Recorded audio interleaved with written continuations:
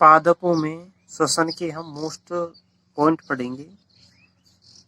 तो सबसे पहले क्या होता है, पादपों में प्रकाश संश्लेषण केवल और केवल क्लोरोप्लास्ट वाली कोशिकाओं में ही होता है, और ये पदार्थ कोशिका में जमा हो जाते कार्बोहाइड्रेट, और कोशिका में खाद्य पदार्थ के टूटने से निकलने वाली ऊर्जा की क्रियाविधि एवं एटीपी के संश्लेषण को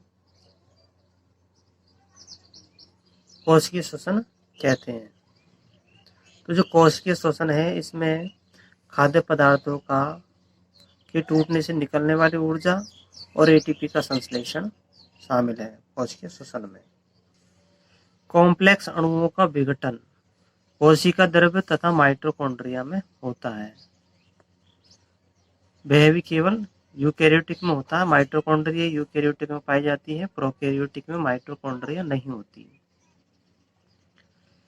जबकि कोशिकाओं में कॉम्प्लेक्स अणुओं के कार्बन कार्बन बंध के ऑक्सीकरण होने पर पर्याप्त मात्रा में ऊर्जा का मुक्त होना सांस कहलाता है। और श्वसन की प्रक्रिया में जिस यौगिक का ऑक्सीकरण होता है उसे श्वसनी क्रियाधार कहते हैं। और श्वसनी क्रियाधार के रूप में कुछ भी हो सकता है, कार्बोहाइड्रेट, वसा, प्रोटीन हो सकते हैं। ज्यादातर कार्बोहाइड्रेट का उपयोग ही किया जाता है। और जो कार्बनिक अम्ल है, कार्बनिक अम्लों का भी उपयोग होता है। और जैसे ही श्वसन की क्रिया होती है तो इसमें पर्याप्त मात्रा में ऊर्जा निकलती है, अतः इस ऊर्जा को नियंत्रित करने के लिए एंजाइमों का उपयोग किया जाता है, और एंजाइम इस ऊर्जा को एटीपी के रूप में एकत्रित कर लेती है।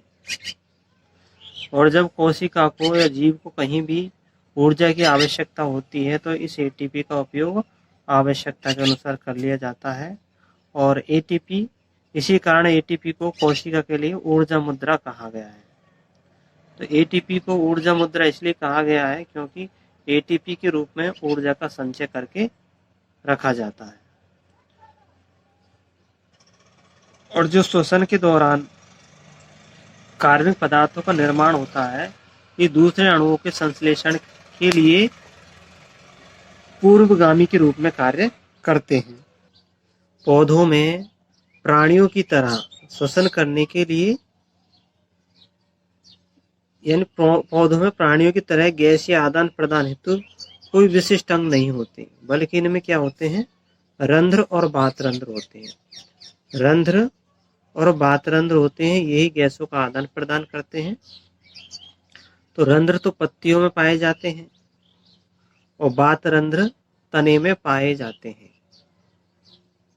और पौधों में श्वसन अंग नहीं होते, तो श्वसन अंग नहीं होने के बहुत से कारण हैं।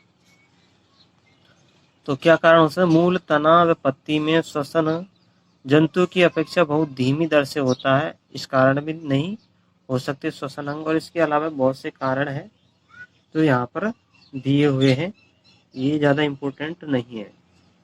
फिर जो बातरंध्र थे वो तने में होते हैं, ये भी गैसों का आदान प्रदान करते हैं। रंध्र भी गैसों का आदान प्रदान करते हैं।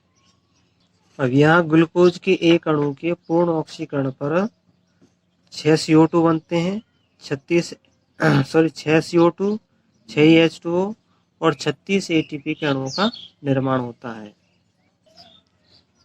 तो यहाँ ऐसी कोई बात नहीं है। और सभी जीवों में एंजाइम तंत्र होता है, सभी जीवों में एंजाइम तंत्र होता है जो ग्लूकोज को बिना ऑक्सीजन की सहायता के आंशिक रूप से ऑक्सीकृत कर देता है। यानी जब ऑक्सीजन नहीं होती है तो आंशिक रूप से क्या बना देता है, उसको ऑक्सीकृत कर देता है।